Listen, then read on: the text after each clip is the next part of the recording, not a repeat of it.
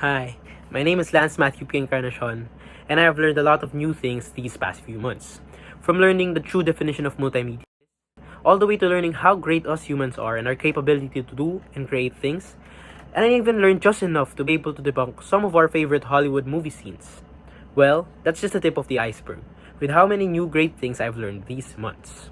To further dive into this, let's go back to where it all started, the definition of multimedia. Well, multimedia is generally known as the use of two or more media modalities. The most common form is the use and combination of both visual and audio. But did you know that it has been difficult to arrive at a true consensus of multimedia?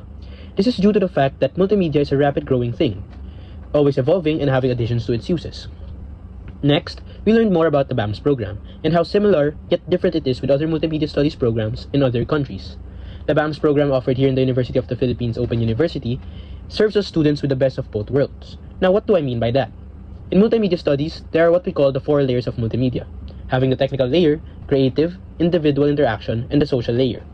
In other universities, like in the University of Southern Queensland, their multimedia studies program focuses more on the technical awareness in multimedia. Whereas here in the BAMS program in the UPOU, we are provided with the same needed emphasis in the technical layer, but at the same time going to touch upon all the other layers as well. For the following module, we learned about digital text and its advantages over other media modalities. We also learned about styles, typefaces, and such terms such as kerning, tracking, and more. To sum it all up, in this module I learned that text may be the simplest form of media, but I believe it is the most important one, as it is very versatile and can be done by almost everybody, with its accessibility, editability, and its efficiency. There's digital text, of course there are digital images. I learned a lot in this module, such as new terms like noise, artifacts, and compression. I learned how intricate digital images are, and that they are just composed of numbers, then translated into a sequence of numbers to represent a color using a transistor. Speaking of digital images, are you familiar with the reconstruction of blurred videos and images Python agents use in films?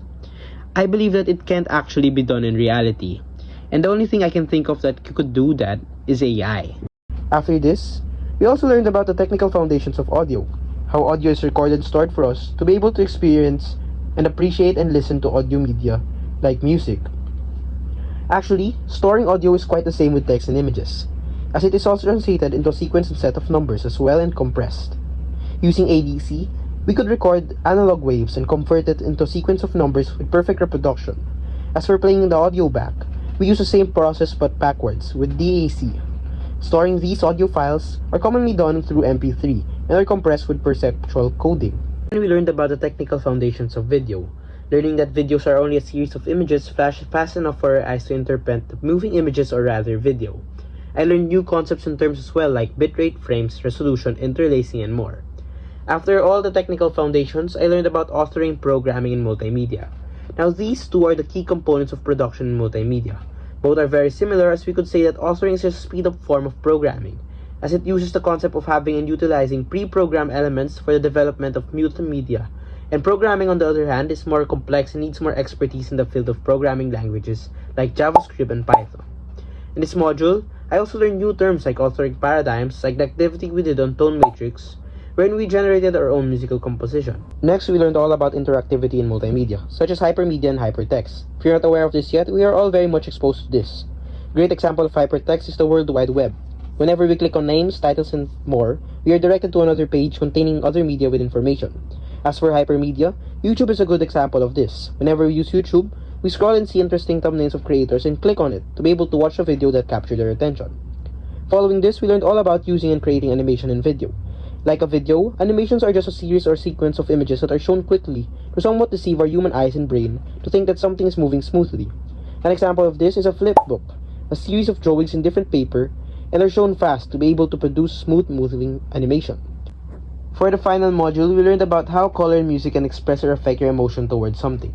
I learned that videos may be the same, but depending on the music, it could change your perception and understanding of it.